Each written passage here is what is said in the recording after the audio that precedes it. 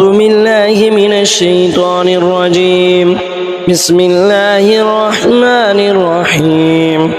إذا وقعت الواقعة ليس لوقعتها كاذبة خافضة رافعة إذا رجت الأرض رجا وبست الجبال بسا فكانت هباء منبثا وكنتم أزواجا ثلاثة فأصحاب الميمنة ما أصحاب الميمنة وأصحاب المشأمة ما أصحاب المشأمة والسابقون السابقون أولئك المقربون في جنات النعيم ثلة من الأولين وقليل من الآخرين على سرر موضونة متكئين عليها متقابلين يطوف عليهم ولدان مخلدون بأكواب وأباريق وكأس من معين لا يصدعون عنها ولا ينزفون وفاكهة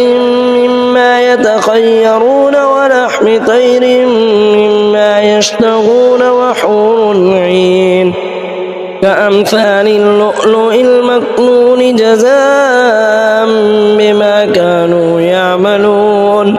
لا يسمعون فيها لغوا ولا تأثيما إلا قيلا سلاما سلاما وأصحاب اليمين ما أصحاب اليمين في سدر مخضود وطلح منضود وظل ممدود وماء مسكوب وفاكهة كثيرة لا مقطوعة ولا ممنوعة وفرش مرفوعة إنا أنشأناهن إنشاء فجعلناهن أبكارا عربا أترابا لأصحاب اليمين ثلة من الأولين وثلة من الآخرين وأصحاب الشمال ما أصحاب الشمال في سموم وحميم وظل من يحموم لا بارد ولا كريم إنهم كانوا قبل ذلك مترفين وكانوا يصرون على الحنث العظيم وكانوا يقولون إذا متنا وكنا ترابا وعظاما أئنا لمبعوثون أو آباؤنا الأولون قل إن الأولين والآخرين لمجموعون إلى ميقات يوم معلوم ثم إنكم أيها الضالون المكذبون لآكلون من شجر من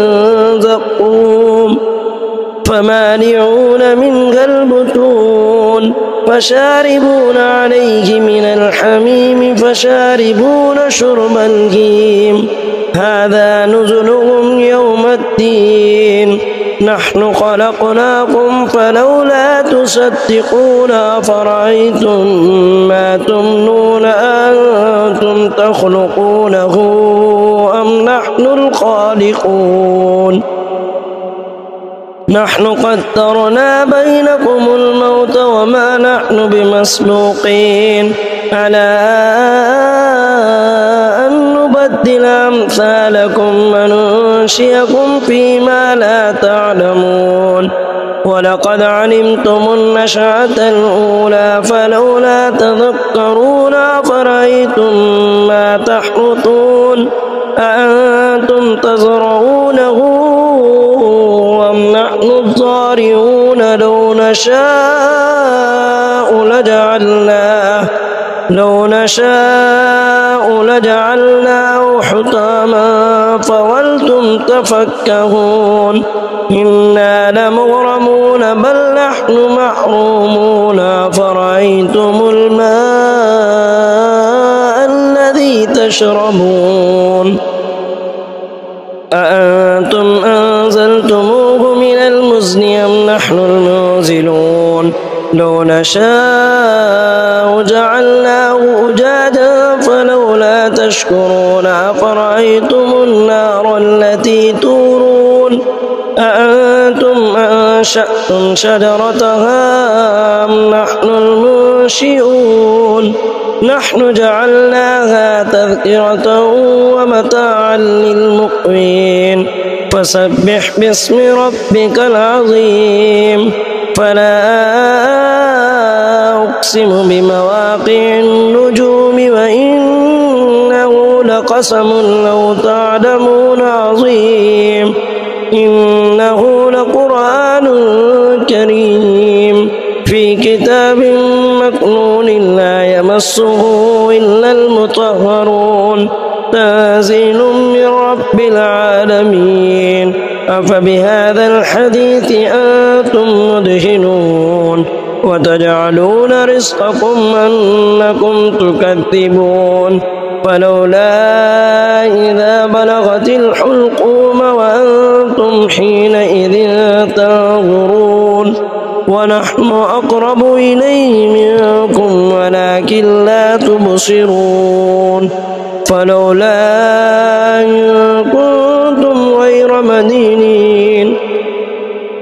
ترجعونها إن كنتم صادقين فأما إن كان من المقربين فروح وريحان وجنة نعيم وأما إن كان من أصحاب اليمين فسلام لك من أصحاب اليمين وأما إن كان من المكذبين الضالين فنزل من حميم وتسلية جحيم إن هذا لهو حق اليقين فسبح باسم ربك العظيم